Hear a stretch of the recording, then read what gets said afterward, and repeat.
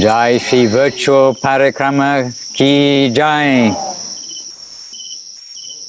Jai Shri Vrindavan Dham Ki Jai. And Jai Shri Gupta Govardhan Chiang Mai Ki Jai. And Govinda Farm Bhaktivinod Assembly Ki Jai. Govinda Govinda. Sridhar Govinda Goswami Maharaj Ki Jai. Jai So Bhakti Rakshak Sridhar Dev Goswami Maharaj Ki Jai. Bhagavan So Bhakti Siddhanta Saraswati Thakur Ki Jai.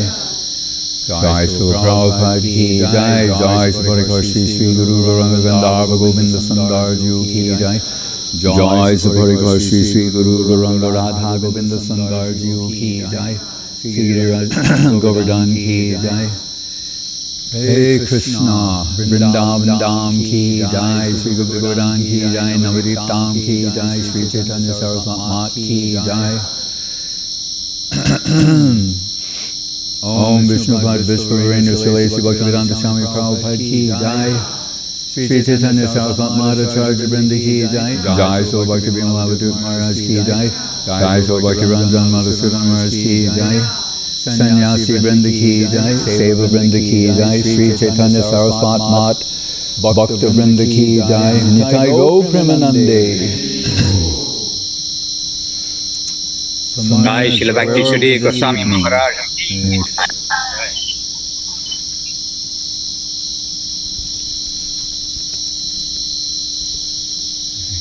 Dandavat Pranam to Maharaj, to all the devotees in Gupta Govardhan and around the world joining in.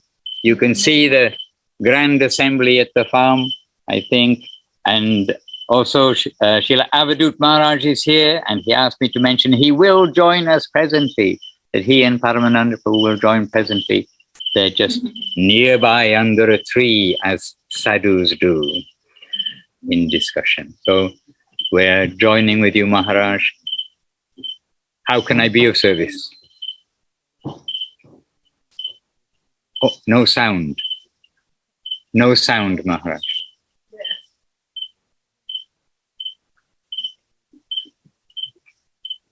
Audari Leela, can you hear sound? Vanashina Hitavatara Prasidha Radha Pranaya Prachara Dina Bandhu Karunaika Sindhu Kuru Prasidam Mahimam Namure Lakshavaradhe Gopavaradhe Hey Lakshavaradhe Gopavaradhe Tatpada Padanestu Matista Krishne.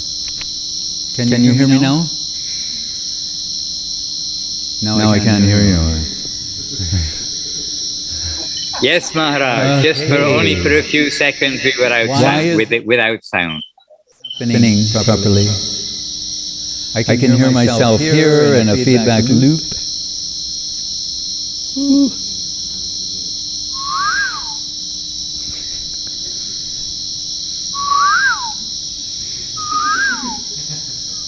Is that a real coquille or?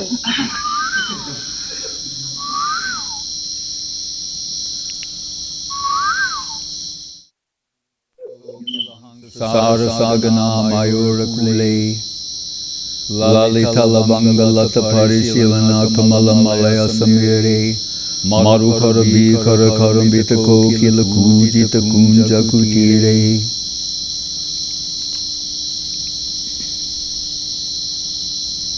Maharaj, we can hear clearly here, and everybody I think can hear clearly also on the Zoom. If you could, once again I'm asking, where are we? Where have we come from? Where are we going? Well, actually, most important is who are we with, who are we going with, and our association. So Maharaj, We're in a grand gathering of Vaishnavas around the world, Consciousness. with you heading, Krishna consciousness. heading us up. It's not what you know, but whom you serve. Hoping to be of service, Maharaj. So Maharaj, we are at Chaitanya Saraswat Mat and mission. Can you hear okay? Is it a thumbs up? Yes, okay. We're at Sri Chaitanya Saraswat Mat and mission, which is in Seva Kunj in Vrindavan, the very heart of Vrindavan, the heart of some of the highest pastimes of the Lord at Seva Kunj, intimate pastimes. And the whole area, not only what we see today as bushes or trees, is actually the Kunj, the Seva Kunj area, including Radha Damodar temple and our temple, which we see here on the screen with a very mystical view from high above. So on this day, very often, Maharaj, then we would go with Kirtan, just a very short distance after giving obeisances to our deities, Shri Shri Guru Gauranga Gandhava Rasa Vihariju, and then we'll come out from our temple, turn right up the street, and how many meters? 120 meters maybe, like very near. Then we come on the left-hand side to the entrance to the preserved part of Seva Kunj. So much we can come in here, leave our shoes with the shoe keeper, and remember to keep some small rupees to give on your way out to say thank you for protecting them from the monkeys. Then we do parikrama. There's a parikrama path around that preserved area of Seva Kunj, and then come to Lalita Kunj. And generally there we'll come and also give a little donation to the priest who will be sitting there. And then we give our obeisances to Lalita Kunj and take seats there and arrange an asan for Srila Goswami Maharaj and the speakers. And we sit down and hear some Harikatha. So perhaps just to begin, Sri Krishna Chaitanya Prabhu Nityananda and 2 Mahamantras, just very short to get us to our destination.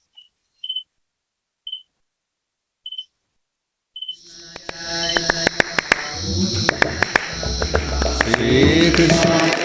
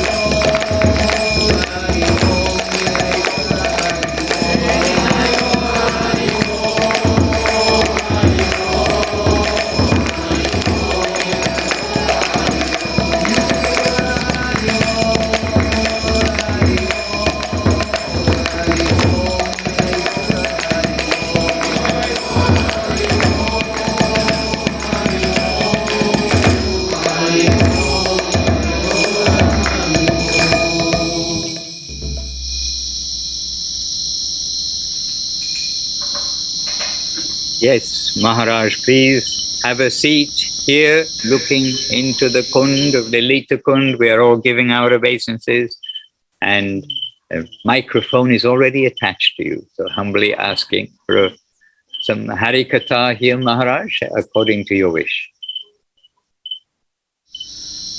Hare Krishna. Can you hear me? Okay. Yes, Maharaj, clearly, yeah.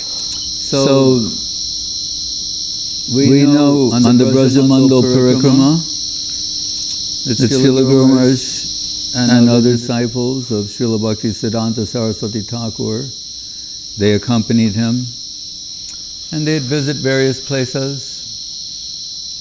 And Srila Guru Maharaj says he was engaged in ruci-pariksha.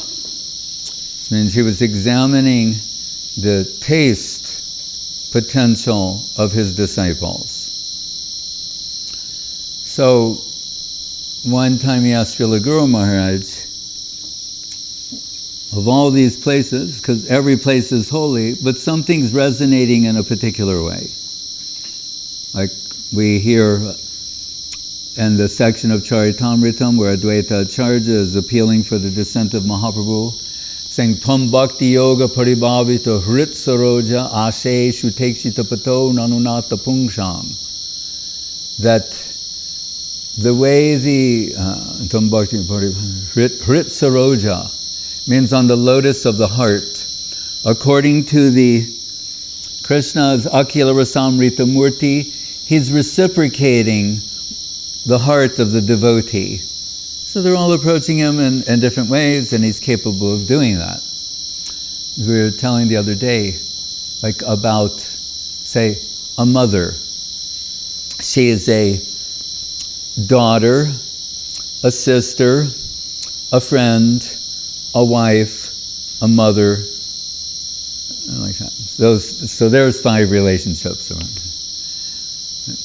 If she has her mother, her sister or brother, her friends, her husband, and her children, and they're all in a room at the same time, does she become confused?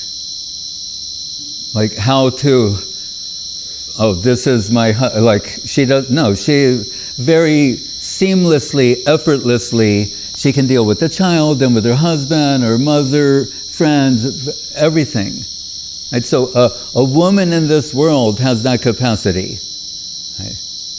Then Krishna, what sort of capacity must he have? It's called Akila Rasamrita Murti. He can reciprocate every atom of every heart simultaneously. And as Guru Maharaj would say, and the absolute must be nothing less than that. Right? So there it says, Hrit Saroja, on the lotus of the heart, he's appearing there. And it's according to the love and affection of that particular devotee. Right? So in this case, we're told, Advaita Acharya, when Mahaprabhu once asked the devotees, like, so, what do you think of my Advaita? And someone said, like Prahlad or so, and he became enraged. He says, Prahlad, they're boys from the other day. My Advaita, my dear Nara, you compare him to them? Right, so how, Advaita Dvaita, according to Rupa Goswami.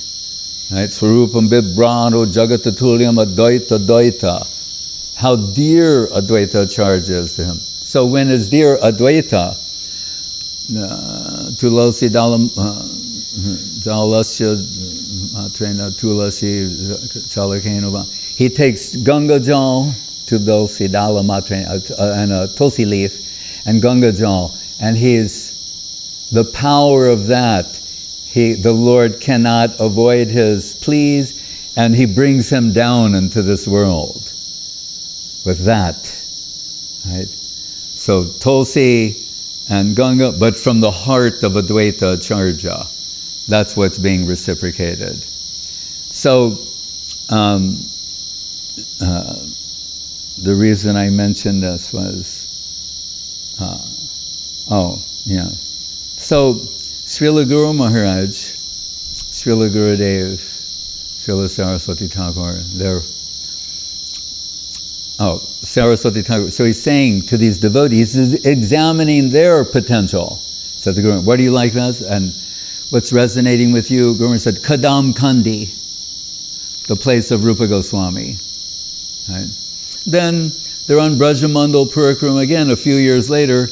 They go to Kadam-kandi, and Saraswati Thakur turns and says, your place.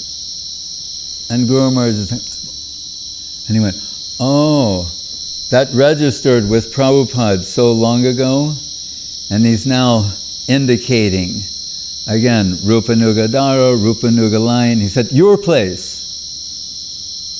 So Guru Maharaj is very happy about that. Then Srila Gurudev, Srila Govinda Maharaj, he's at the lotus feet of Guru Maharaj. They go on Brajamandal Parikrama together. And so what is the place that resonated with the heart of Srila Gurudev? So once we're in Govardhan, like I was talking to Hashapriya Prabhu, and devotees being told, we're going to go to Ucha-gaon, Lalita, the house of Lalita Saki, and some other and Kadam-kandi and some other places. And someone says to Srila Gurudev, would you like to go there? Would join us at this? And he declines and says that when he was with Srila Guru Maharaj and he went to Ucha-gaon, Lalita, the house of Lalita Saki, it so deeply resonated with him. And I think Bhakti Lalita was saying he felt like home. It was such a profound experience on like his place. And Guru Maharaj giving some indication. He said, I don't want to go again for fear that sentiment might be withdrawn or altered in any way. Right? So, Lalita Saki. So at Lalita Kunda in Seva Kunj, it's Srila Rupa Goswami who can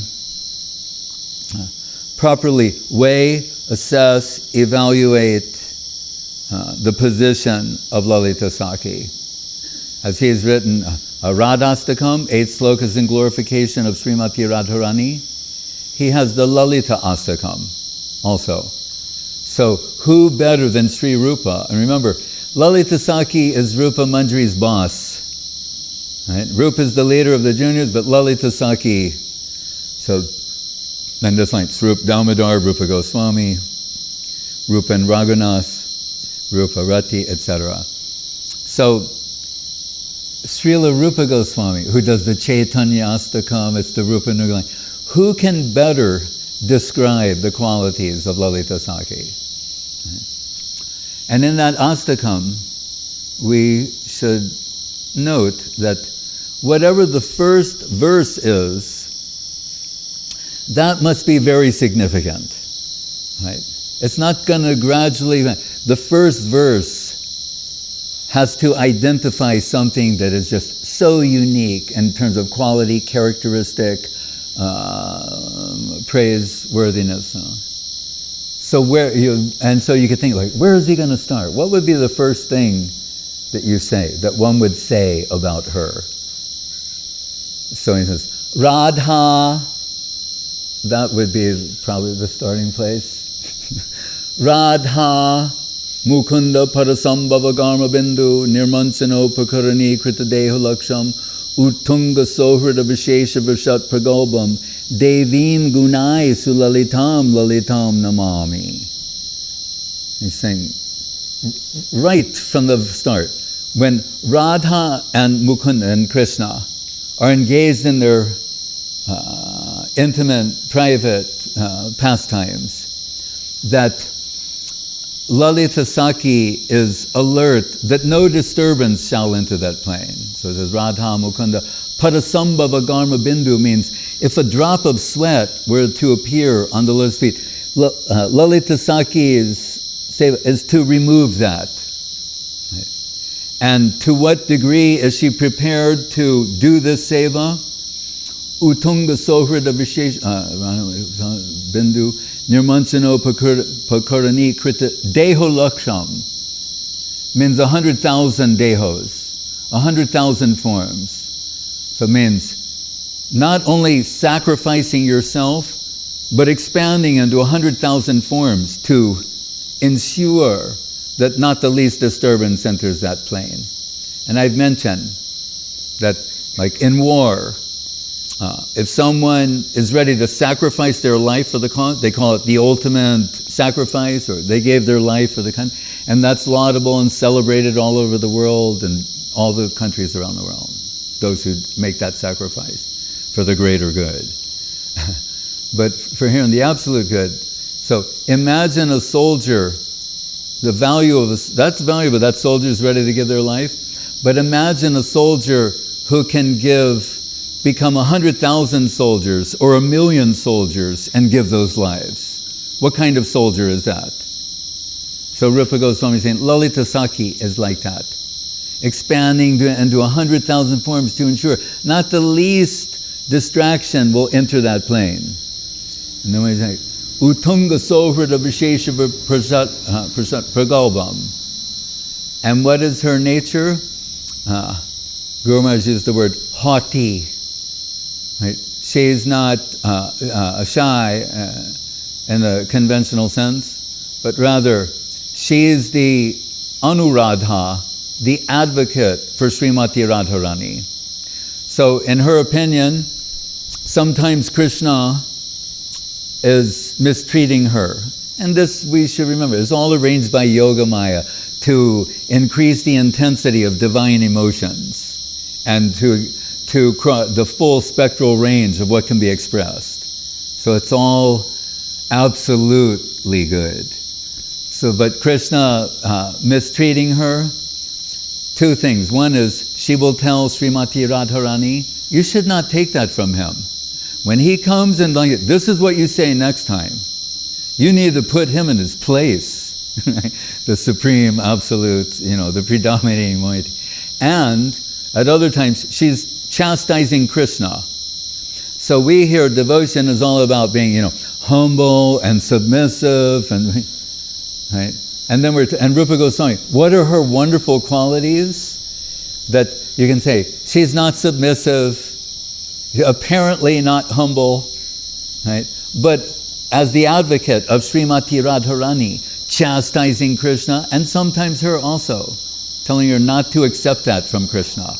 And so Rupa Goswami said this pragalbam, this bold, haughty nature, which is in the general world considered a disqualification or rough, rude, whatever word you want to say.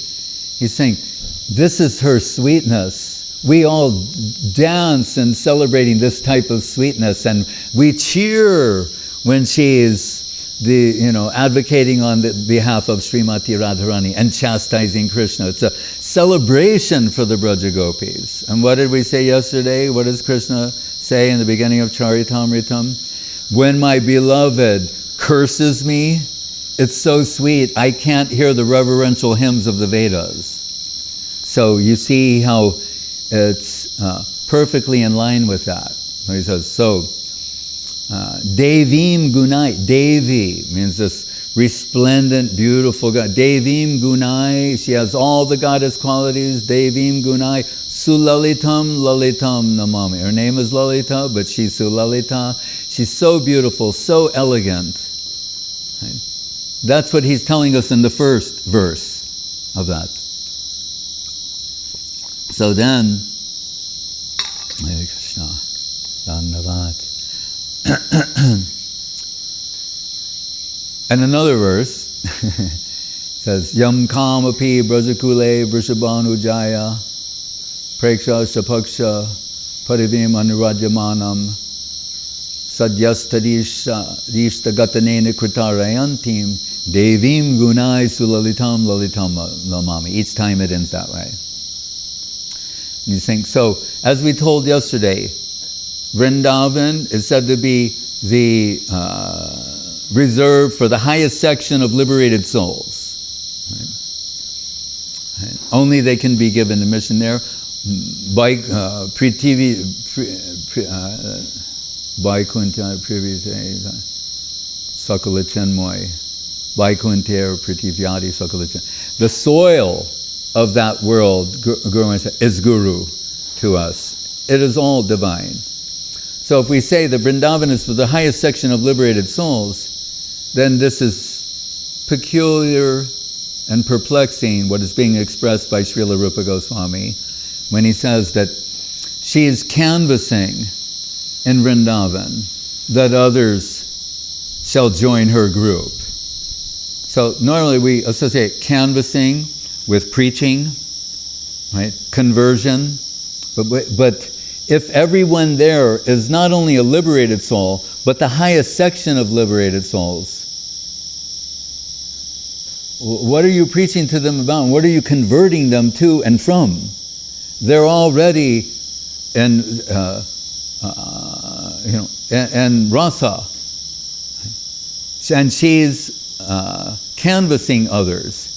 If we had to look for an example, like we hear near our temple also, the Shyamananda and the nupur, that we hear Shyamananda Prabhu, who was a legitimate Sakya Rasa Bhakta, wandering the plain of Vrindavan one day and finds this extraordinary Chintamani styled bangle, wraps it up in his cloth, and then finds a beautiful goddess like Gopi searching frantically for something. He says, "May I help you?" And she said, "My mistress was here last evening and lost a bangle." And he opens his cloth and says, "Is this that?" "Yes." "Oh, thank you." Takes the bangle and presses it to his head, and we're told he becomes imbued with Madhura Rasa sentiments. So he returns to his group. The devotees see he has a tilak different from what they normally wear. And they start questioning, and his guru, what was his name? Hridaya Chaitanya, he is incensed, and Shyamananda Prabhu approaches Srila Jiva Goswami for some counsel and some guidance, gets some encouragement from Jiva Goswami.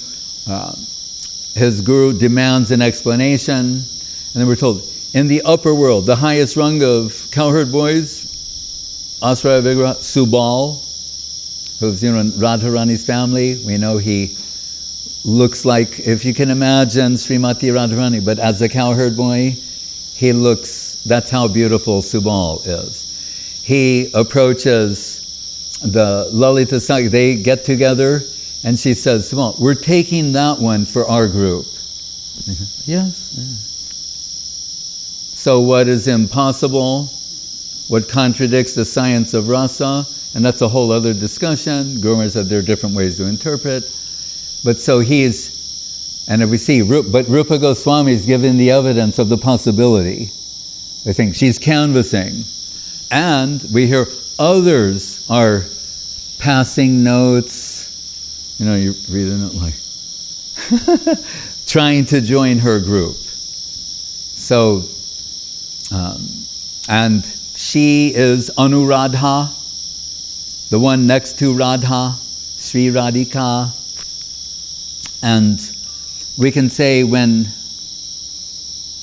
Srimati Radharani is lost in divine madness, that Lalita Saki somehow maintains her composure to assist her in various ways. So, when Krishna makes the decision to descend as Sri Chaitanya Mahaprabhu,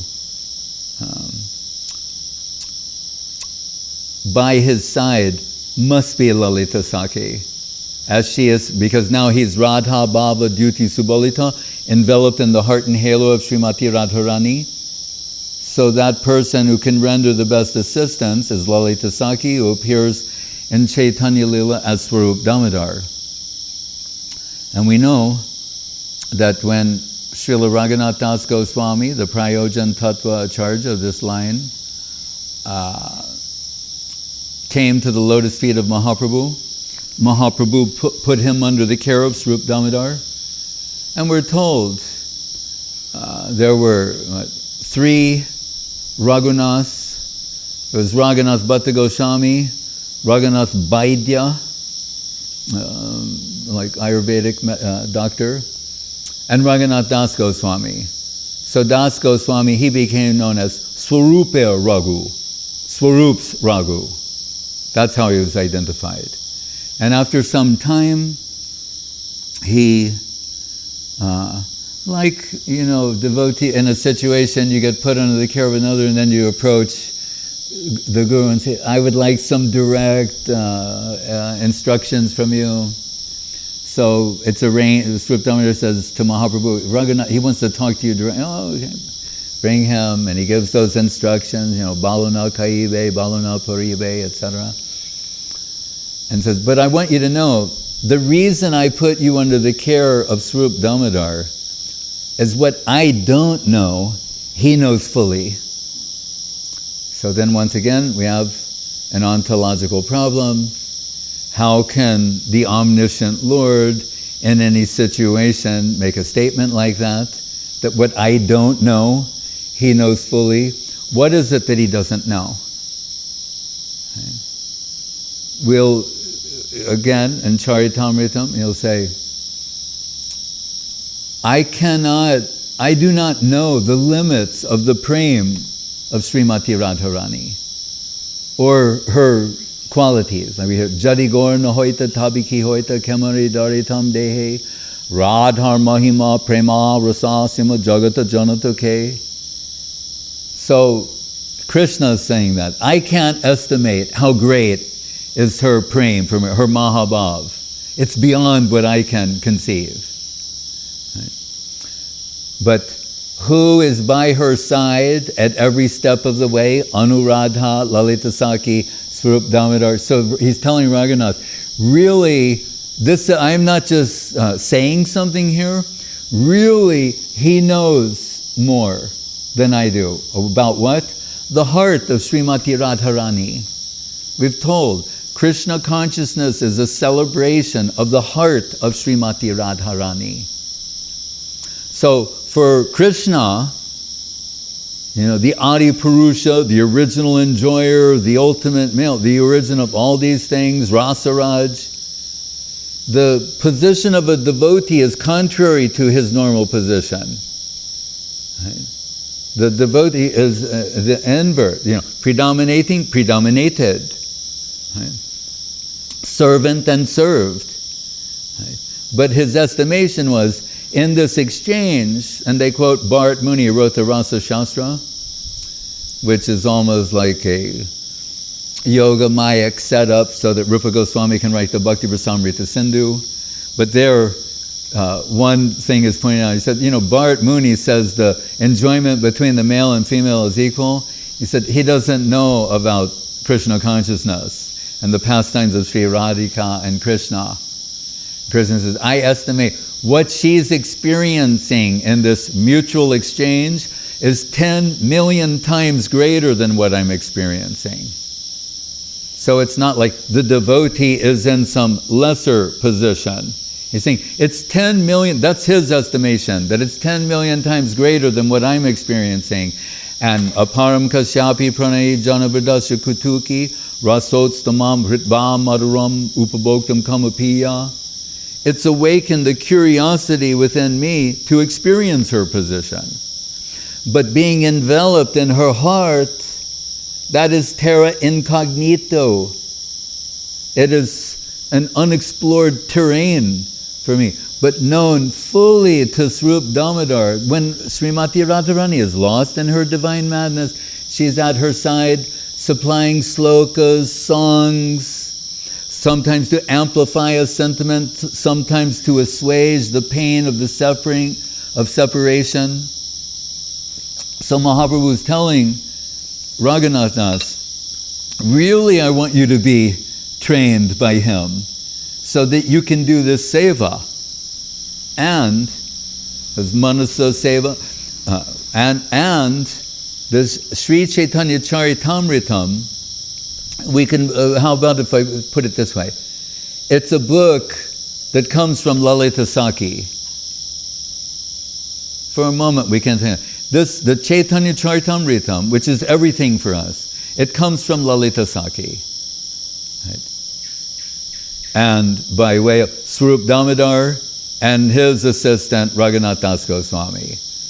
That's given in the beginning. So it's the slokas, the superstructure that it's built upon, or slokas that come from Swarup Damodar, right? His notes, and we're told his notes were sutric-like sutras, and Raghunath Das is compared to like taking cotton and fluffing it out. So taking these threads and then fluffing them out beautifully and expanding that. So Swarup Damodar and Raghunath Das, Lalita Saki, Rati, and what are the other slokas given there? Srila Rupa Goswami. That's where all of this comes from.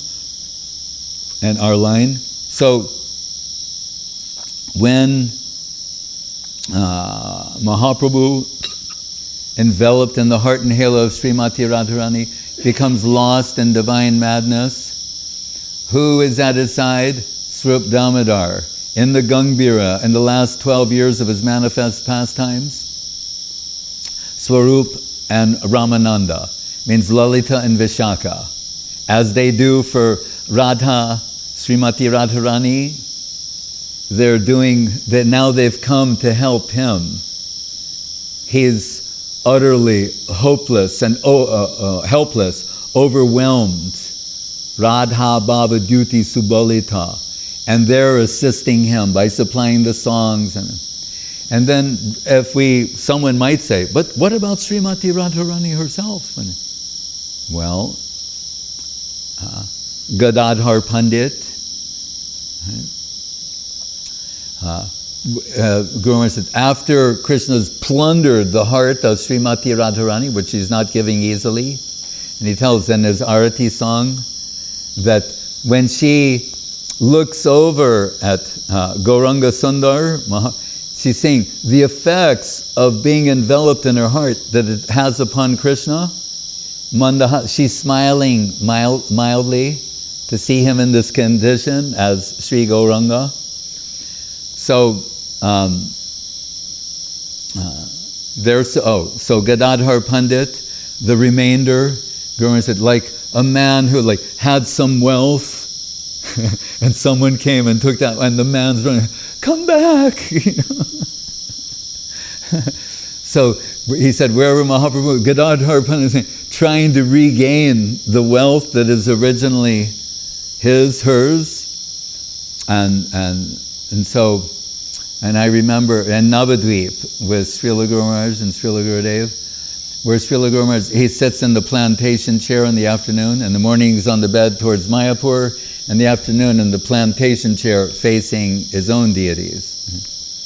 And he's there, it's like 4 o'clock in the afternoon or so, and I was there, just Srila Guru Maharaj, Srila Gurudev, myself, and I said, when Srila Swami Maharaj, Prabhupada, visited you, and one of his disciples, Achyutananda, he asked about the discussion that the two of you had. And Srila Prabhupada told me, said, if I told you, you would faint. He has very high realizations of Krishna, and that's what we're discussing. So if I told you, you would faint. And later, Guru Maharaj heard that, and he was very happy, and he said, yes, he says faint means you won't be able to maintain consciousness in that plane. There'll be a momentary glimpse, as Bhaktivinod Thakur says in his songs, like lightning. When lightning momentarily illuminates everything, and then it vanishes. And you're left in a hankering position. So anyway, but he said that, you will faint. And Guru Maharaj would say that from time to time.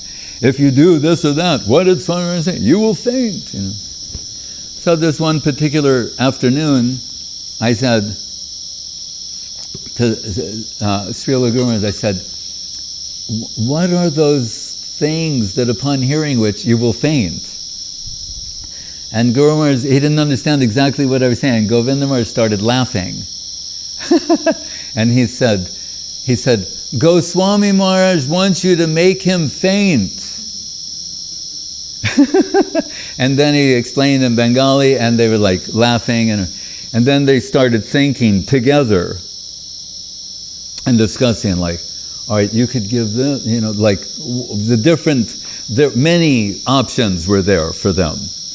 And they're going, well, then oh, yes, yeah, that. Yeah. And so that's the Gadadhar Pranam from, we know Bhaktivinod Thakur was given a direct order from whom? Swarup Damodar, Lalita Saki, to compile the Bhagavata-arka-marici-mala, The Bhagavatam is an 18,000 raid sun.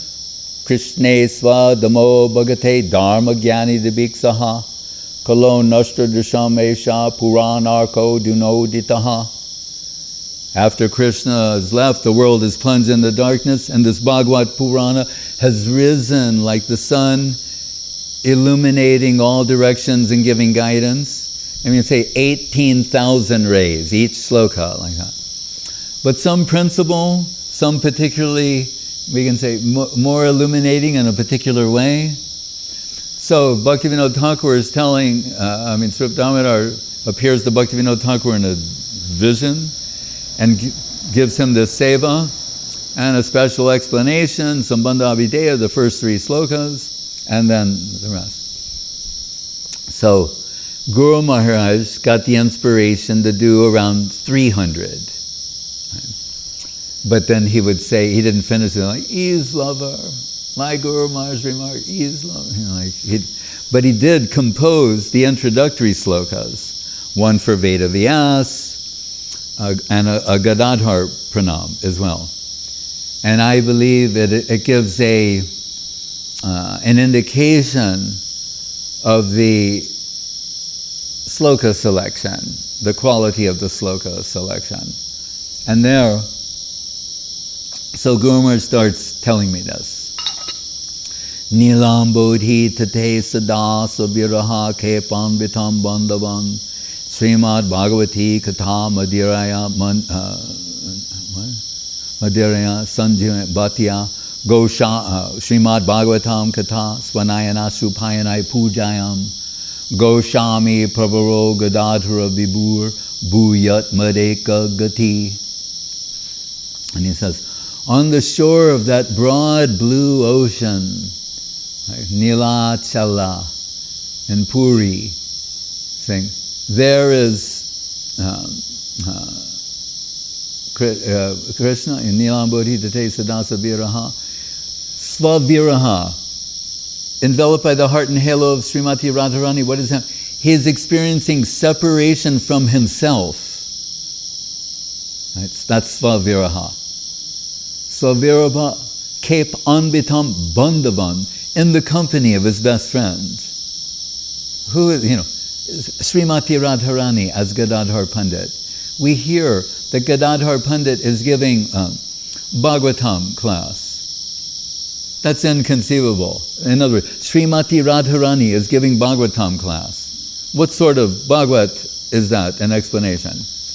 Anyway, so he's there. So he's on the shore, feeling separation from himself with his dearest friend by his side. So as I said, Swarup Damodar knows all of that. The other person who knows is Gadadhar Pandit, but not rendering that particular seva. That is Lalita Sakhi's prerogative. So, and then what did he say? Bandhavan Srimad Bhagavati Katha Madhiraya Sanjivayan Bhatya. The last stage of separation has different levels and magnitude. It culminates in death. That's the 10th stage of separation, is death. Unable to live anymore. As Bhaktivinod Thakur was saying before leaving, I'm maybe 2 to 4 days, I can't bear separation from Krishna any longer. So, but why don't the devotees die? They want to, but they don't, because that would make Krishna unhappy. So they would rather go on suffering in separation than give some unhappiness to Krishna. Right? But they do approach that stage. So in that stage, saying, Sanjivayan means life-giving, like Prabhupada, one medicine, or anything like Jivan and Rasa. It means, they say there's an Ayurvedic medicine, legendary, that will bring a dead person back to life. Right? That's Sanjivayan Ras.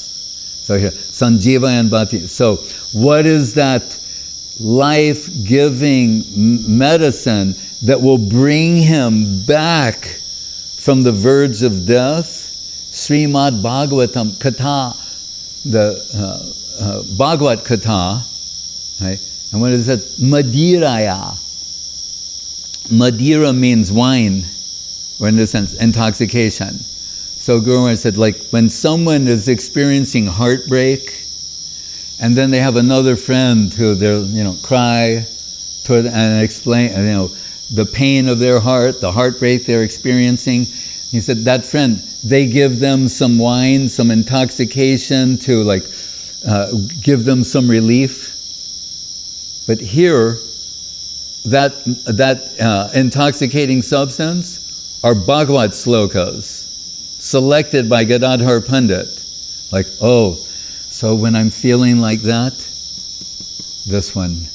And then Gadadhar Pandit's reading, supplying those to Mahaprabhu, and guiding this experience on the terra incognita of the heart of Srimati Radharani, by supplying in this way, as I said, amplifying certain sentiments, assuaging certain feelings of separation, and bringing him back to life by doing this. He's utterly helpless and in the hands of Srimati Radharani as Gadadhar Pandit. Srimad Bhagavati Katha Madiraya Sanjivaya Bhataya Srimad Bhagavatam Pujayam means, and so the word Payanai Ashray, the Ashru, and while Gadadhar Pandit is doing this and seeing her beloved in the form of Gauranga undergoing this intense magnitude of separation, enveloped by her heart, supplying these slokas, tears are pouring from her his lotus eyes onto the pages of the Bhagavatam, as if they themselves are offerings. When you read the Bhagavatam, you should offer some flowers. So there are tears streaming from the eyes of Gadadhar Pandit, falling onto the pages of the Bhagavatam, and then washing the words away. So that when Srinivas Acharya comes for that instruction to Gadadhar Pandit, the order of Mahaprabhu, Gadadhar Pandit saying, what I would like to teach you, all those verses have been washed away. I need another book. And he goes, and by the time he comes, Gadadhar Pandit has left the world. So he does Srimad Bhagavatam Katha Svanayanasu Payanai Pujayam. Then the last line, Guru Maharaj says, Goswami Prabharo Gadadhara Bibur Bhuyat Madeka Gati. Let that Gadadhar Pandit, the best of Goswamis, be my only object in pleasing and offering these slokas. And with that, I lost external consciousness and went over and grabbed the wall, put my head at the wall and sort of slid down the wall for around 5 minutes while Srila Gurudev and Srila Govinda Maharaja went on with their discussion. They left me over there. And then after some time, I came back and realized, like that. So, that Swarup Damodar, we're told if anything, any apasiddhanta will come to the ear of Mahaprabhu, it will make him angry. Right? The Mahabharanaya avatar who's come to be merciful to everyone and can tolerate anything, cannot tolerate apasiddhanta. And Guru Maharaj said, apasiddhanta strikes the spinal cord of the proper thinking man. That's how he described it. So, we know that, and devotees, they appreciate so many different things, and someone comes with this thing that all the devotees think is, nectar, Prabhu, Haribol. And Swarup Damodar hears that and becomes enraged and said, you've insulted Mahaprabhu, you've insulted Jagannath, and although that was not, the end result of this is you're going to hell. Like Gurudev sometimes would say, people, they say, Maharaj, there's some devotees somewhere and they're saying this and they're quoting these verses. And he'd say, they are quoting and going to hell. So here, his verse you know. And he is singing like, I was trying to, you know, what you know, he was working for that royal construction company that paves roads. The royal road to hell is paved with good intentions. So he thought he was doing a good thing. Then Swarup Damodar pointed to all the flaws in what had been said. But, because we hear the Vaishnava is, you know, strong as a thunderbolt, soft as a rose. He doesn't want to crush this man. So some chastisement was there. The man realized his soul is on the line. Right? So Swarup Damodar, being ever merciful, and thinking of like the goddess Saraswati sometimes makes things come out of the mouth. People are saying one thing and she turns it into something else. What was a ninda turns into a glorification. Right? In various Krishna Lila, that sort of thing happens. So he reinterprets the sloka in a beautiful way. Everything that's there, he just, by his Swarup Damodar magic, reinterprets it and turns it into something utterly wonderful. Saves that person's life, all the devotees are happy. So when Mahaprabhu saw Swarup Damodar, he said, now I've got my life back. He needs Swarup Damodar to be at his side, and that's Swarup Damodar and Ramananda Roy. When the last 10 years, 12 years of his manifest pastimes in the Gangbira, they were serving him there.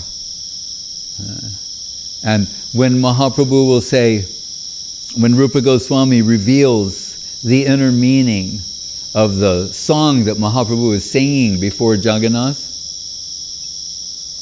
as Guru said, it sounds like a mundane love song.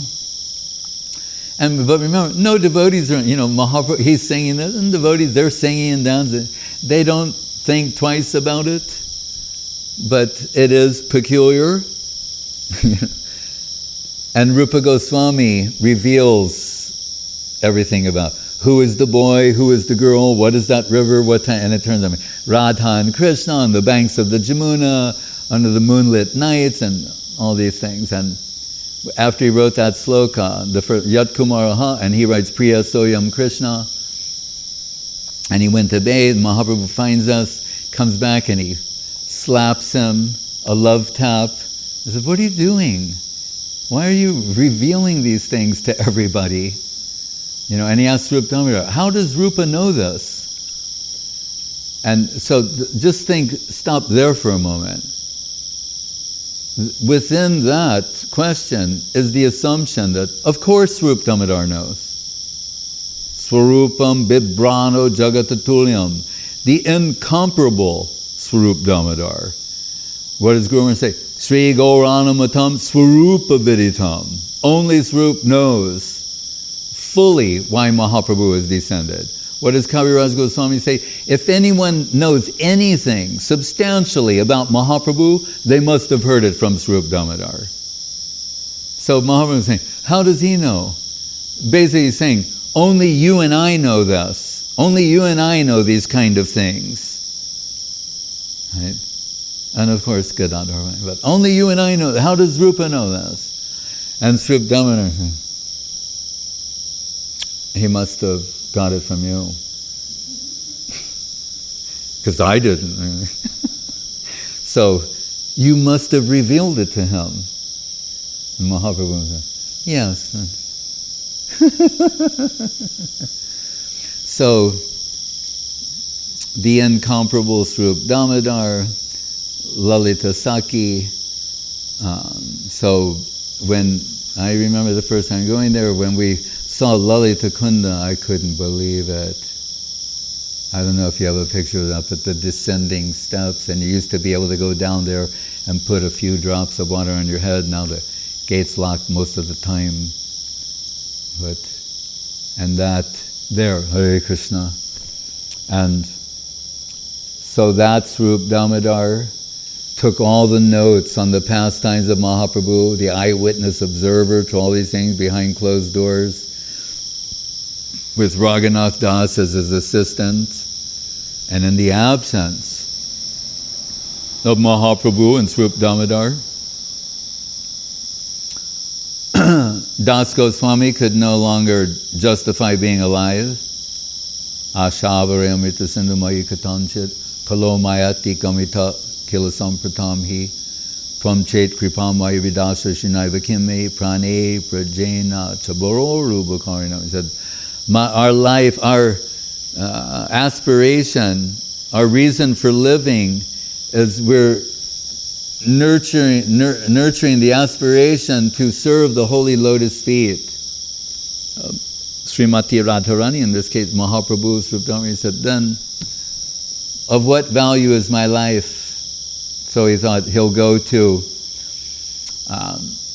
Vrindavan, Govardhan Krishna, Radhakund, Radharani,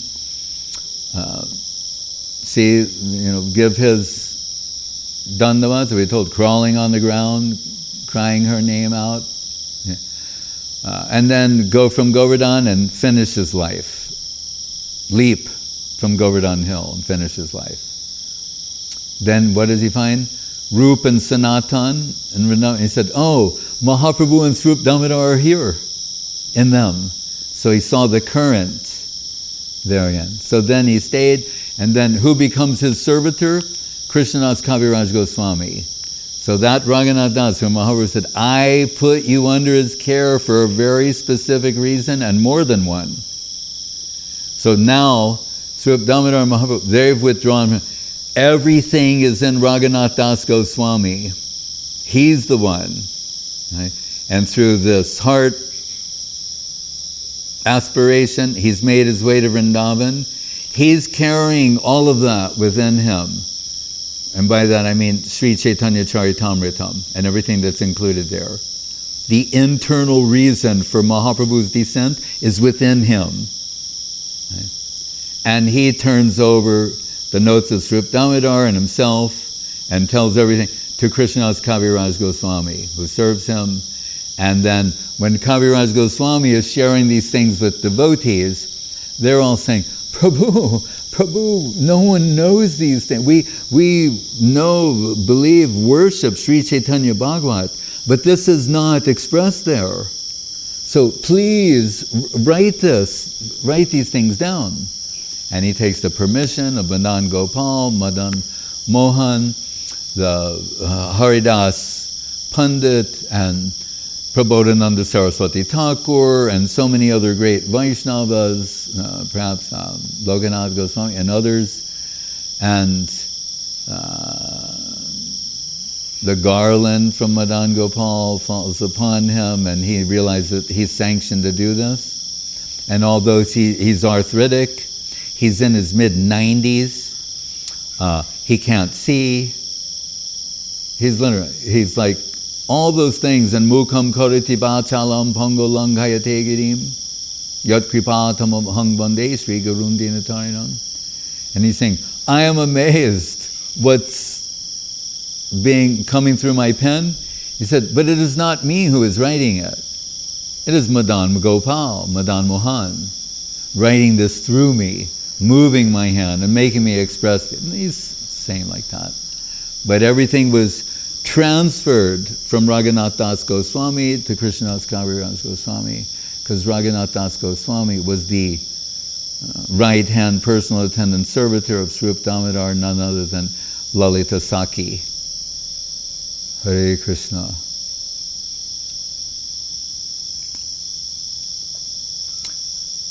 Madhusudan Maharaj.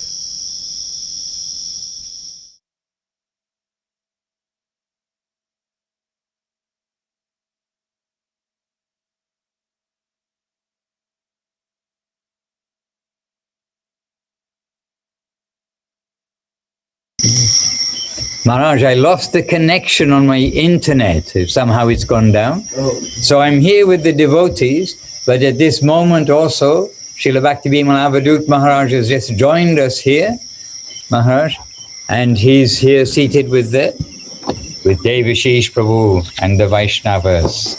So Maharaj, we've just been in Seva Kunj and we were just Does that mean that you didn't hear anything that I said? Maharaj, we heard everything except the last few seconds, Maharaj. Okay, so then maybe yourself, Srila Avadhut Maharaj, can add something. Well, Avadhut Maharaj just came in, so Maharaj, perhaps from Lalita Kund we could go to Imli Tala and then have a seat there. Let's do that. All right, so the devotees in Chiang Mai would like to maybe chant 2 Mahamantras as we get up from Lalita Kund in Seva Kund, and we're going to Imli Tala Maharaj. Jai. Does it work without?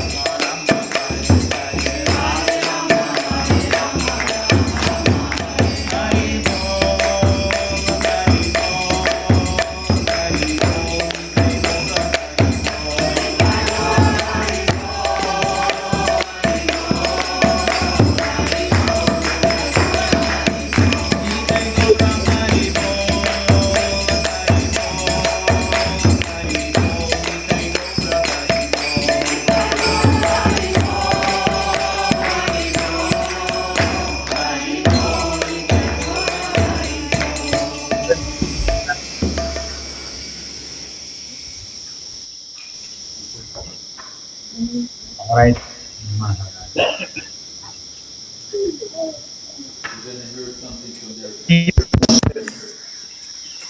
Let us turn on the microphone. Can you ask them to let us turn on the microphone? Turn on the microphone. Please turn on the microphone. Yes, Mike. Please let me turn on the microphone. That she was just. Oh, then you use your computer. Her mic sounded good. Hmm? Induleka's mic sounded good. All right, good. Induleka, speak. You do it. All right.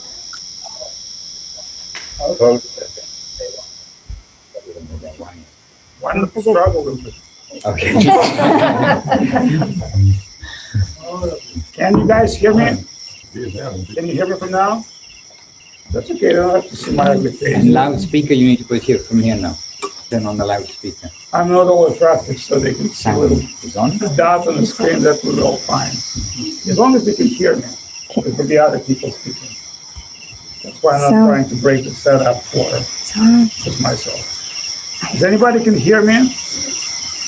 Maharaj. Yes. Okay, great. Very good. So we don't need to close. First of all, I want to express my appreciation and ask forgiveness from all the devotees that I, due to my, imperfect character and big ego, wasn't able to participate in all the programs. But feeling that I'm doing something wrong, I went to Shyamananda Prabhu. I asked my apology to him, and he mercifully accepted my imperfect behavior, because Vaishnava is always kind, and that's the nature of Vaishnava, kind and all forgiving. But in order to be more clear, is what I believe is Srila Govinda Maharaja coming here to Thailand several times and staying and blessing us, and especially Shyamananda Prabhu with his divine presence, empower him to do something in Thailand. Also, when Goswami Maharaj Bhakti Lalita, we were thinking what would be the outcome of Indian situation. We thought to situate ourselves in Thailand would be not a bad idea because it's close to India, close to Asia, China, and it's kind of like always been a KGB hub historically. Well, it's true, actually. It's true.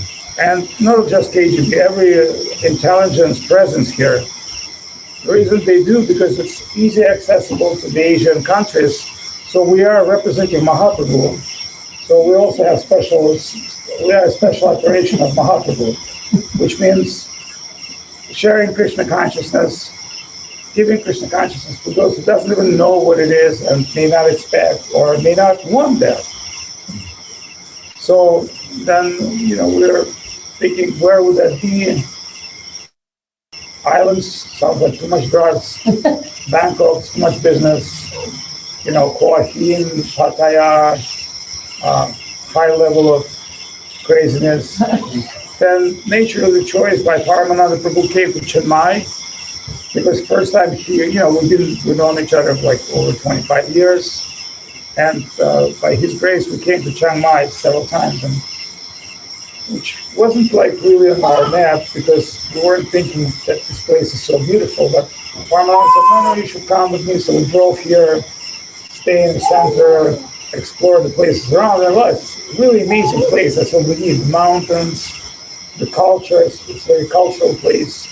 And then so idea came, so let's try to do something here in Chiang Mai. And in the beginning we stay in a rented house, and Shyamananda Prabhu were coming into Krishna Priya visiting, but at that time he didn't have any presence here himself because he was mainly exclusively accommodating devotees on the way to India, so he happened to become kind of like Shivananda, same landing spot. Sridhar Maharaja, everybody else would land in Bangkok, and that's how he got known to most of us, and especially the Western devotees.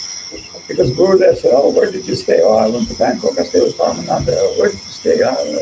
So pleasing so many devotees, Gurudev developed some faith in him, and finally he came himself. And maybe not people don't know, but at the time of Gurudev wants to, almost like very last moment Gurudev's life, when he had betrayed by certain people, I want to mention their unauspicious names, our offer to Gurudev would be Gurudev, it feels like at this point it will be the safest and more incredible opportunity for you to leave India and stay here in Thailand, Parma, in this house. And most like he was ready to do so.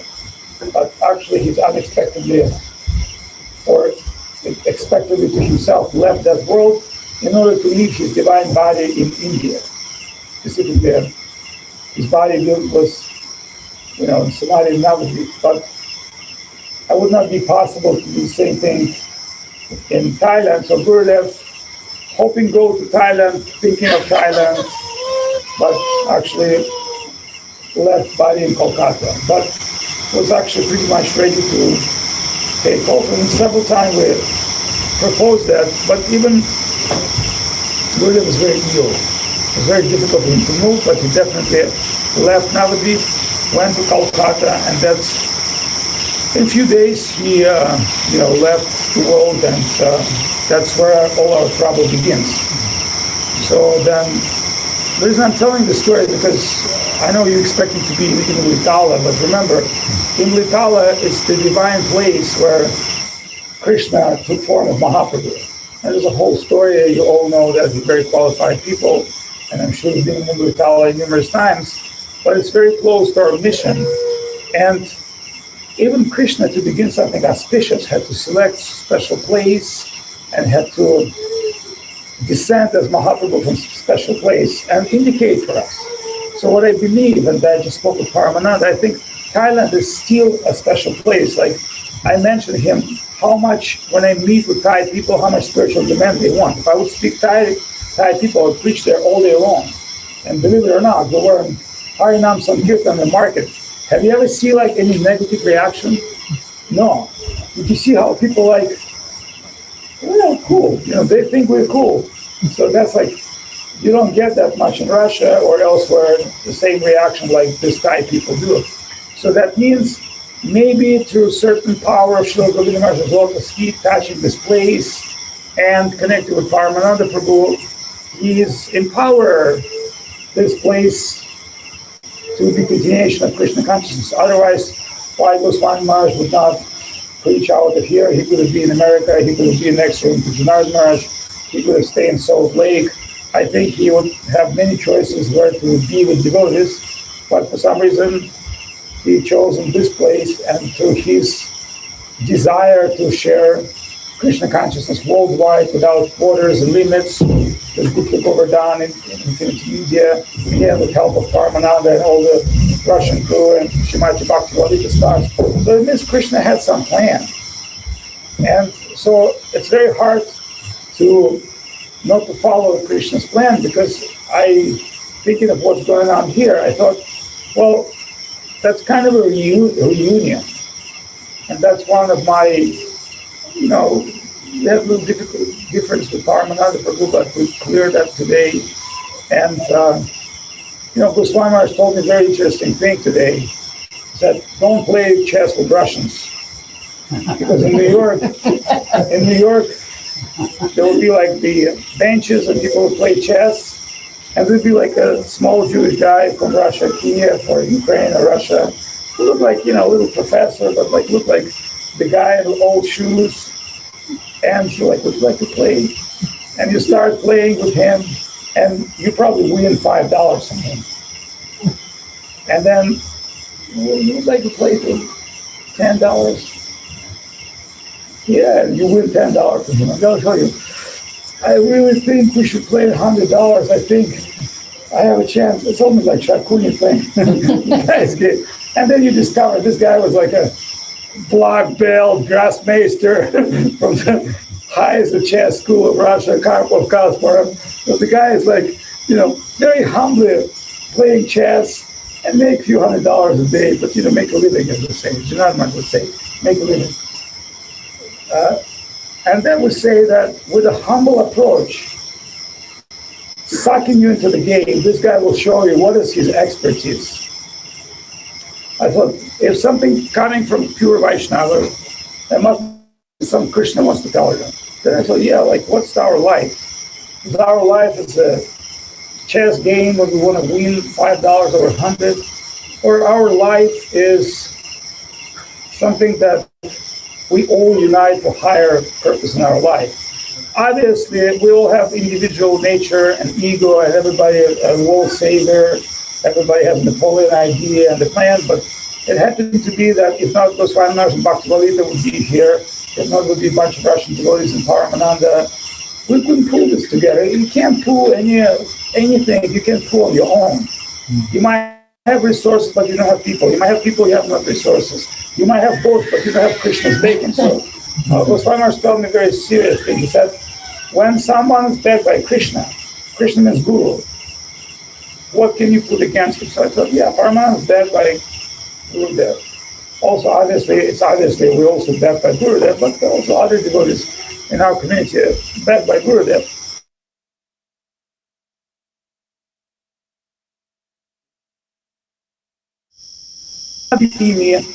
With my godbrother over like which Chinese vaccine or Russian vaccine or other vaccine, and my position was they all came from the same place actually. And we end up not having any vaccine. Right. I knew it was not but Janardhan Maharaj told me I have all of them. Don't even talk to me about. So we understand. So believe it or not, due to hardcore propaganda.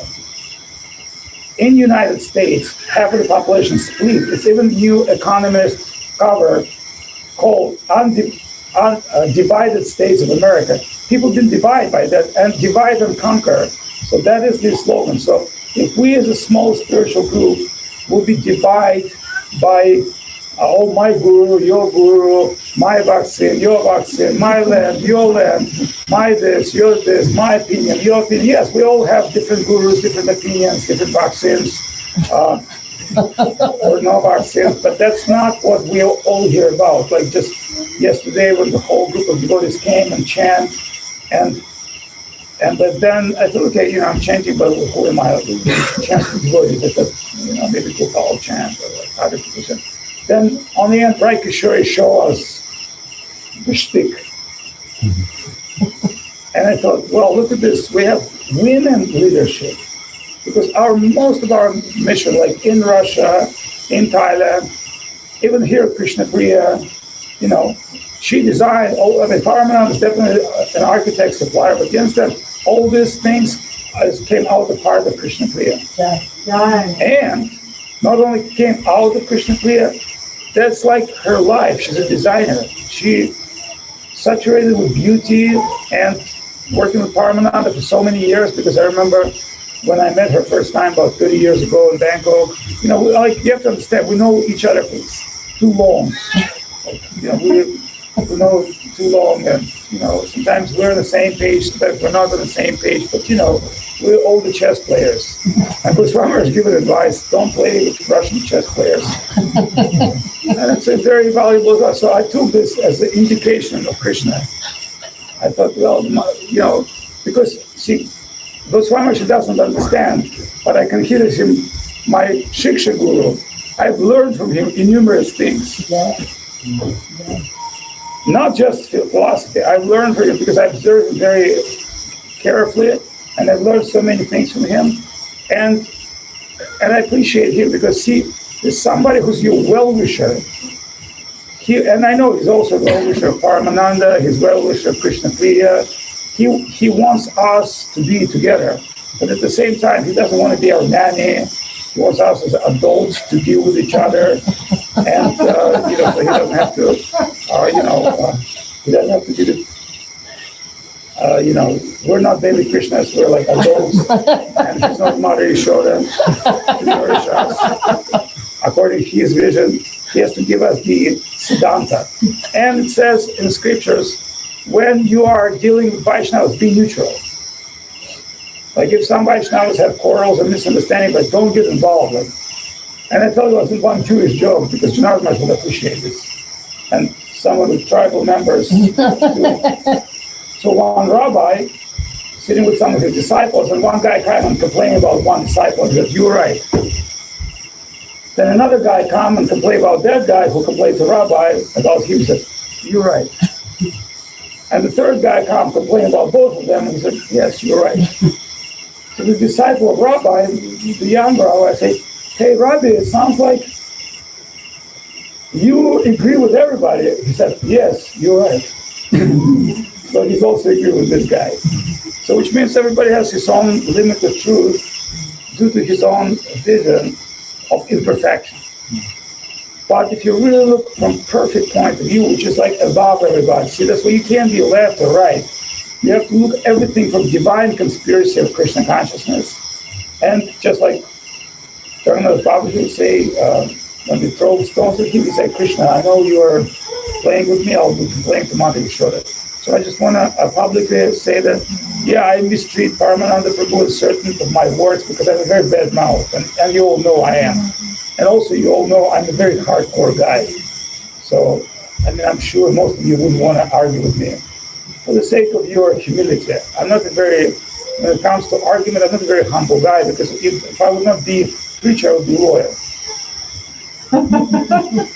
So and you'll be my judge. In short, have you kissed and made up? I know you are unconquerable. Otherwise, Nityananda Prabhu wouldn't give you the address. No, you're right. You have to understand this. Someone has something style that has to come from somewhere. So anyway, I just want to say that.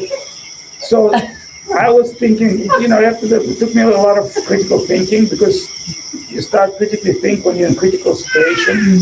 So I thought, because I was expecting, okay, maybe Paramananda come and see me and we'll settle down something. But then I thought that may not be able to happen, because he's taking care of many people. And who am I? What am I? Big deal, big Avadhut Maharaj. So if I'm big Avadhut Maharaj, what's my big about? That means I cannot give Dandavat to Vaishnava, but Gurudev said, you have to give Dandavat to Vaishnava, that's my culture. So thinking what is with Gurudev and how much he loved Paramananda, I thought Gurudev would not be happier with all this BS.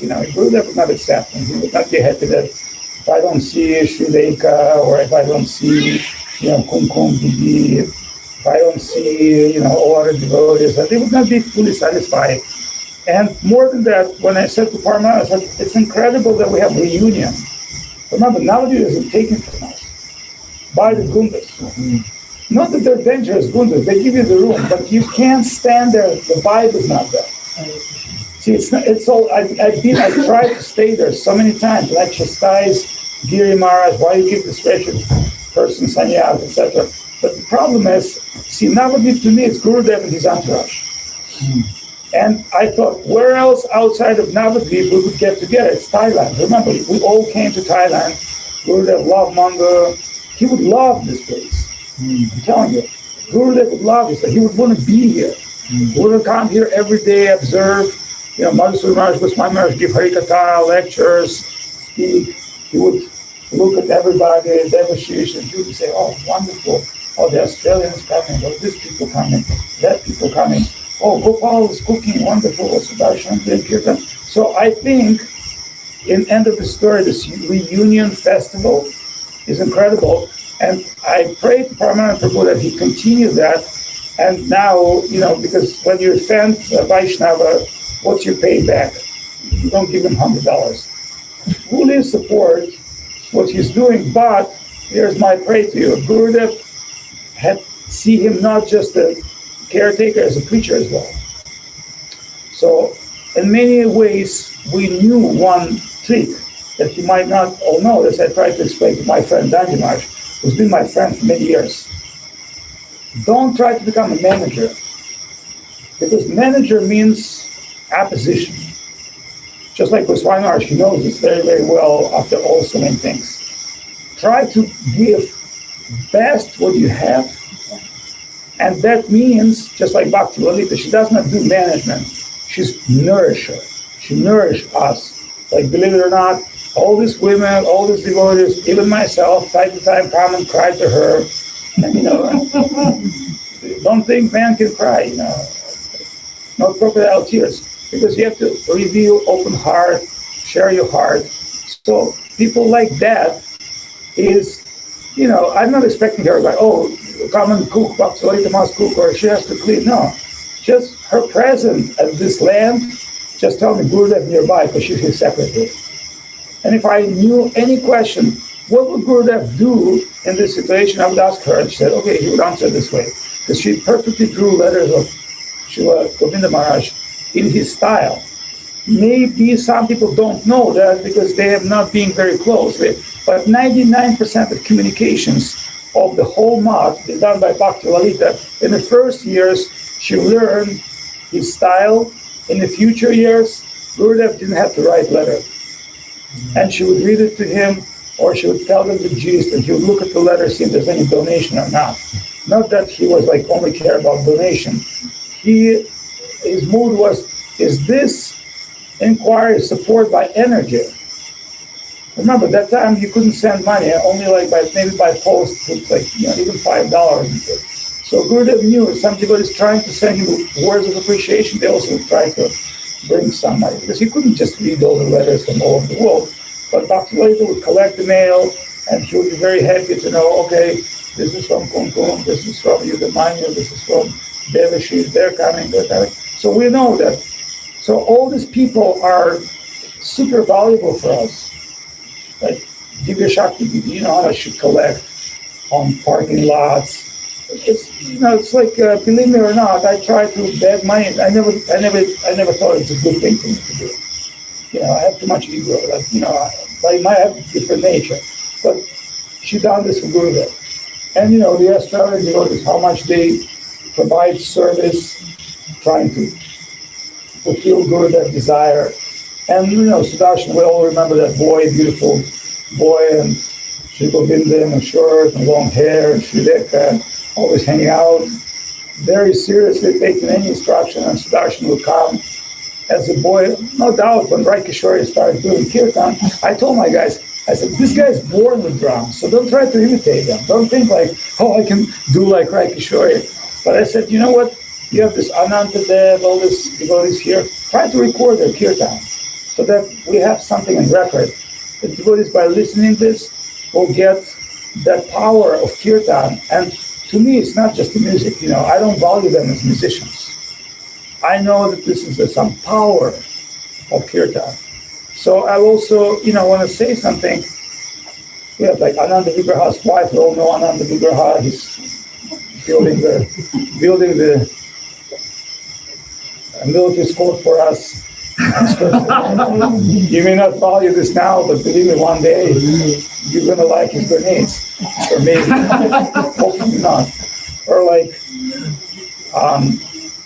some like Keshwananda, who I know Keshwananda doesn't really knows me so close, because I'm a lot worse than what you think is. Because he hasn't traveled with me, because you have to understand, when you travel with me, you see everyday drama. Not drama because if I do something. You want to know what I went through, otherwise why do you think like I'm a gray hair guy? I came to a lot of people point guns at me, and people did all kinds of stuff to me. So considering what I went through, you guys can't even imagine. Not just being trained soldier in army and going through gangs and difficult times and try to preach to people of different types, but also I understood, I've seen death many times in my eyes. Not death, but I've learned a little bit from it. That gives you the appreciation of life. Because the eyes is a bit difficult. So I know, and I always told him, he's a beautiful boy, brahmachari dress. Everybody has some problems in their life, but what Goswami Maharaj told him at the end of the story, he said, remember, everything will be resolved by preaching. And I thought, if he can preach, see, I try to bring what I try to give to my God brothers an opportunity to preach, like Dandi Maharaj himself. Because I know, once you come start preaching, everything will be clear, all your doubts will be clear, you become very much focused, because you have to preach. And that's what I said to Paramananda. I said, if you just be the caretaker, it's wonderful. Once a year we have a nice festival, but if you preach every day, you fully absorb yourself in a sacrifice of Sankirtan. And it's just like Gopal. If he cooks once a year, it's fine, but Gopal cooking every day, and he eats every day too. So that you have to understand, cooking means eating. And he's cooking for Goswami Maharaj, for Guru, but he gets fat too. Why is that? Because being around food will make you eat something, at least to taste, at least to smell, because the power of food is not just in the quantity, in what you do and what you involve. So this divine reunion at our mission, done by Paramananda Prabhu, Krishna Priya, I'm sorry I could tell you, because we had like difference, and I thought, I'll just go to India because we have about 50 people coming. I said, that's my ego. But Krishna made me come here. Because Krishna made me come here, I got a letter from Ananga. She said, no, you actually can't go to India. I said, why? I go to India, I will hang out like a week. She said, no, you have to extend your working visa. Your visa is expired. This is the last day when you come. Then I said, okay, I'm coming here, but maybe then Paramananda Prabhu will come and talk to me and then, settle everything down.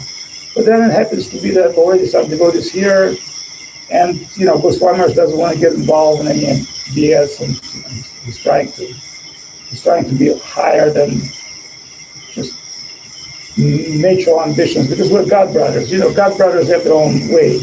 You don't judge your guru. You don't try to enter your God brother's relationship. Then finally, I see Harinam Sankirtan. The program was here, but I don't feel comfortable if I just don't accept his invitation. He sincerely wanted me to be here to support what he's doing. And what's the point of me coming here and giving Dandavat to Vaishnava and asking Vaishnava forgiveness? We do it anyway every day, because so if I in any way offend any of you, like I know if I don't see Kumkum, she will not be happier. I don't see Jivashakti, she will not be happier. Some other devotees, if I don't see them, they would think, what is this Avadhut? He cannot come and see me? Like, he doesn't have a minute for me? So please forgive my offense, especially someone like Srileka. She's like mother for us. Right. When I say like mother, maybe more than mother, because my mother passed away 3 weeks ago. And Yeah, she was a nice lady. She passed in the temple, fasting for 11 days and going up the Ekadashi. Krishna bless her. I know she's well. She came in a dream to one devotee, very happy. But, somebody like Sri Lanka is more than just a physical mother, spiritual mother, because her concern was about all of us and, the soul play community. You don't get that many Vaishnavas and Vaishnavis off the street. It's not ISKCON. I'm sorry, I don't want to criticize ISKCON. But this kind of people, because asking me people, what's the difference between us and ISKCON? And I say, let's say you can make an organization called Father. But that's still orphanage. But in our case, we had real father. Not only had real father, we also had real mother, sister, like Bhakti Lalita, Sri Lanka, like Devashish Prabhu, Keshavananda, Kumkum, all these guys and the Russians. And in Russia we have our own thing, but I'm talking about this kind of group that came here. It's like a gem collection in one place, and graciously extend this opportunity for all of us. And I can admit my behavior was not Vaishnava behavior, but as Gurudev said, religion is proper adjustment, which means self-adjustment and begging forgiveness of devotees. And devotees' heart is so kind. And devotee is not going to go to your underwear and start searching stuff. Maybe you did a little smell, but clean up. Expose yourself in arati in front of the Lord, and Lord will be happy to see you. Yeah. So now I would like to say, with blessings of Goswami Maharaja, Paramananda Prabhu should say something, because I was expecting him to say something. And this parikrama has been seen by, hundreds of devotees, if not thousands, in recording, and just because of Goswami Maharaja put, maybe 12 years of his life in nourishing and bringing this to the world, and other people are been supporting this, including myself, Paramananda, but people like Devendra, Anantadev, and other people, Nityananda, who's like, believing in this and thinking this is the highest we have, the best we have, to share this with the world, we'll fulfill our obligations. So if Paramananda will allow to say something, he should say it. Well, Maharaj, I don't know what to say. Since it's a family gathering, what can I say? Everybody is a part of the big family, and in a big family there's always a drama, and it wouldn't be a family if there is no drama. So anyhow, kind of spilled out. On the stage. Yeah, on the stage. I'm really happy actually to have my dear god brother Avadhut Maharaj here, old friend. I'm also humbled by his Vaishnava behavior, his Vaishnava in front of everybody, and I also know that all the Vaishnavas here need this association, and really it was a big surprise. And I saw Govinda Maharaja and all of that, no doubt, and we're gathered here to continue as one family under the shelter of Srila Guru Maharaj and the shelter of Srila Govinda Maharaja. Really, their presence, like we said before, their presence can be felt in the heart of all the devotees assembled here, regardless how senior they are, or middle-aged devotees or young-aged devotees. It doesn't matter. We can find that presence in the heart of everyone, and that's why we gather here. And really, that's a very happy and a wonderful occasion. I don't want to go already over time. I just want to say that I'm very happy to have Srila Maharaj here, no doubts about it. And I'm also offering my humble obeisances and asking for forgiveness, because no doubt I probably said indeed so many foolish things. And it's a good time to offer obeisances and ask for forgiveness. Any time is a good time to ask for forgiveness. So Maharaj. That's like, it seems like we do this every day after Tulsi Puja. But that is the theory. It's time to actually mean it. To apply in practice, it takes a lot more ego to remove, because when we're dealing with abstract, infinite, it's very easy. When we deal with each other, it's very difficult to. But Gurudev said, that is my religion, to give dandavats to Vaishnava. And And again, I personally believe that some divine plan Gurudev had. Otherwise, why he come here? It was not just to eat manga or see the Buddhist monks. He came to Paramananda, stay with him, transfer something in him, hoping he will do something in the future, and gave a particular blessing. Even the Fuldom, he gave a blessing. I shortly present, I said, the Saraswati Thakur, idea, Guru Maharaj and Prabhupada. And he said, yes, it will happen here. So that means there was some kind of a divine setup. And like I said, I see Paramananda as a great preacher. He did a lot of preaching with Chinese devotees. He particularly nourished devotees. That's why Goswami Maharaja decided to make kind of a Chinese house here, because Chinese are not be able to preach so much in China. Now very difficult, but they will come here eventually to have an association. And there's also Thai people that are very pious, and there's also Western people that come to Thailand. Basically, they're coming to Thailand seeking something spiritual. Like you've seen Harinam, immediately from flyers, people coming to the lectures. So we can preach here. We never really done it because Goswami is not business to go door to door and collect stuff. He's dealing with a higher substance and teaching us. So it's our duty to consider we're going to go with this ABC program. And, we've done it many times, but we always know, even if you do ABC Krishna consciousness, it works very well. Time to time we get.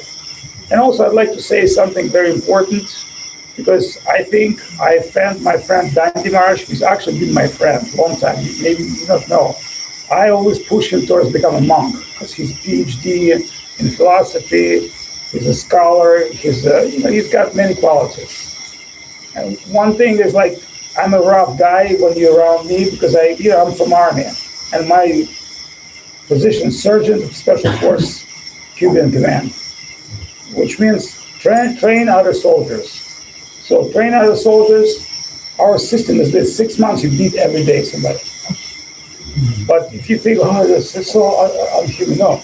When you beat, every time you beat, you shave this person, and somebody else has no longer fear, he has no longer doubts. He's on the duty because he's not afraid anymore. So beating, but allow yourself to be shaped. That's one of our, because we can't shape ourselves. We're not shaped by ourselves. We're shaped by circumstance, by life conditions, by senior devotees, by our own misdeeds and sufferings. One of my best guru right now is my diabetes. It just teach me to do everything on time, to stay on diet, and outcome of this, if you don't do this, the doctor says you just die. And you don't have pretty much choice, you have to become perfect. So same as the Krishna consciousness. If you don't become perfect in this life, then you have to start over again the next life. So we spoke with Shyamananda Prabhu about Dandi Maharaj's position, and I said, I believe, my thinking, I never believe I'm a guru, honestly, never believe.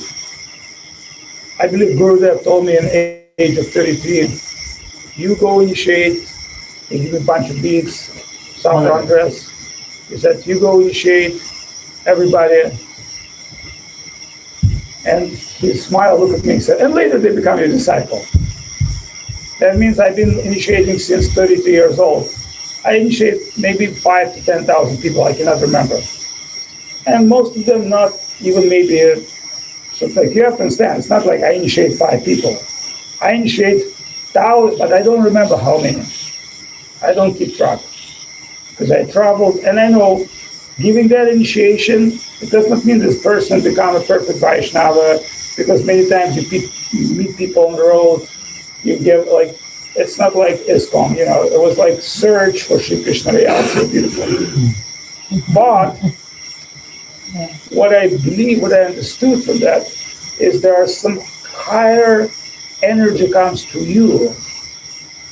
Because if they tell me what's to be a guru, I can tell you, as a person, I don't think I'm qualified. Many times I detect some divine energy coming through me to extend to someone, and that may not necessarily would be in a beat transaction. It could be just meeting somebody, talking to him, and seeing this person next year in India, shaking hands and chanting, dancing. So I believe Gandhi Maharaj is a very qualified person when it comes into publishing, understanding Siddhanta. This is PhD. And my first expectation with him was, you take care of our inner treasure, the Gurudev, Guru Maharaj, books, publications, and tradition in the Bala. They're like team. They're working together. So that was my higher expectation to him, to keep our spiritual Siddhanta, to go on the level of management and Namaha and ashram.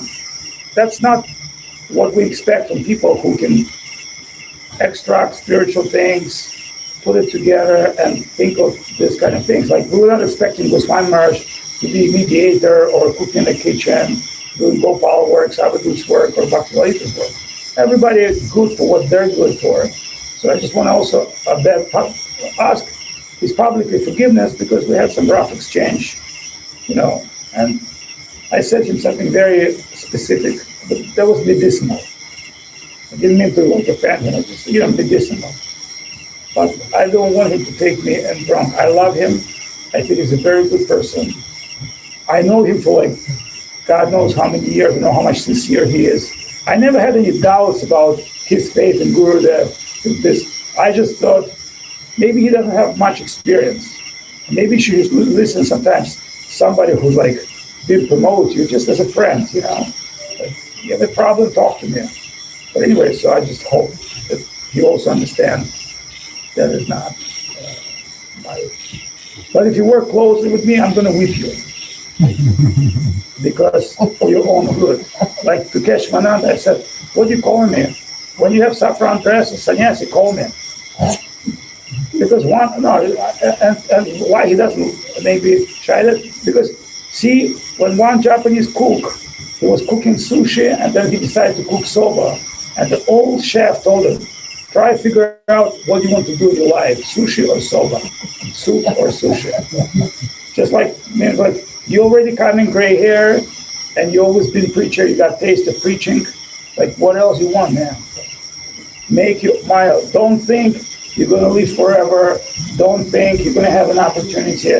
Because it's a very, very, how to say, whimsical thinking that, oh, you know what, maybe next life, or maybe this, no. When the fortune comes to you, go for it. And see how far you can make it. If you fall down, don't worry, you're already fallen soul. It's not a big deal. It's just you'll discover yourself. But I know 100% and 100% fallen soul, it's easy for me to operate because I don't put myself in a high rank. I think I'm a fallen soul, I can do the groundwork. The high souls will come, no problem. So, therefore, I know Pavan here who did a lot of service for Goswami Maharaj. And Goswami Maharaj gives him so much affection and saffron dress. But it's not easy to keep saffron dress. It's not that easy. But you know what Pavan did? So, you see this beautiful temple, he, with our help, designed that. He's done so much things, he's done so much work. And now he still, I know, has appreciation for all the devotees, but now he able to understand himself better. Because everybody who does not know how to fight can fight first 3 minutes. Try to fight 40 years like Goswami Maharaja or Madhusudana Maharaj all his life. And then you understand, it's like a marathon. You have to fight every day. But that will take you you must fall down. With Govinda Maharaja, you know what he said? You must fall down. And I thought, why Gurudev say so? And I understood why he says so.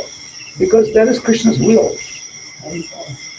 And later I've read in commentaries of Bhagavata, Mahabharata, he explained why. There's a whole big commentary. Why somebody will be adjusted. Because if you're not ready, if you're not ready fruit, Krishna will shorten you for your own good. Because Krishna does not like fake. He's only buying real stuff. So Krishna adjusting you to a level where you have to start from will raise you into something real. Otherwise, why Bhaktivinod Thakur blind himself? Right? There's so many stories. So anyway. Forgive me if I'm taking so much time, but I know Goswami Maharaj spoke a lot, and Madhusudana Maharaj, I believe, is very quietly observing this situation, but I know he's a gentleman. He's actually only one gentleman in our mission. Oh dear.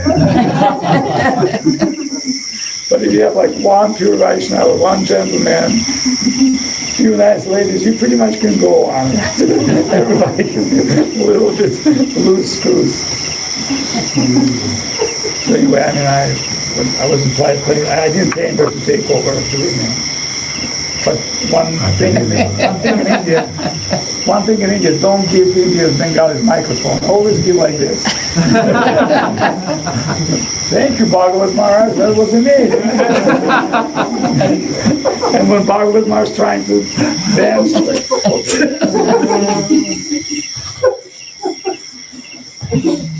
last time we were in Vrindavan, he tried to dance and his clothes fell. That is a good start. Calm down. But believe it or not, he's also crazy for Krishna. You understand? Like, there are different types of crazy, but very few crazy for Krishna in our community. So he's a great devotee and respectable devotee. But anyway, we all have our own nature, our own situation. Anyway, you close or Maharaj. Am I closing? The microphone is over here, so I need to come a little bit closer. So, Maharaj, a little bit of an unusual afternoon or evening. Unusual evening.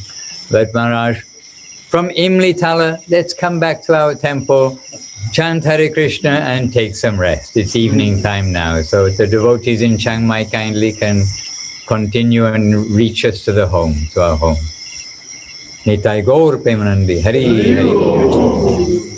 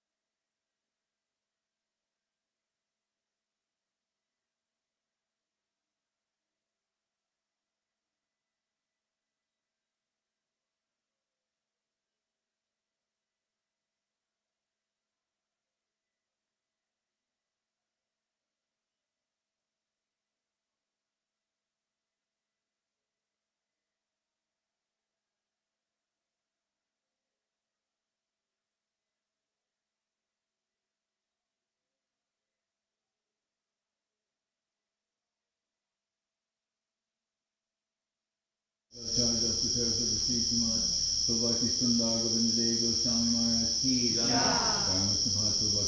Sridhar Goswami Maharaj ki jai. Bhagwan Sridhar Thakur ki jai. Jai Sri Radha Govinda Sundar Ji ki jai. Shri Giriraj Govardhan ki jai. Shri Rupa and Maharaja ki jai.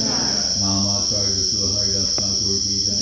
Shri Krishna Chaitanya Prabhu Shyamananda Prabhu Gadadhar Pandit Bhaktivinod ki jai.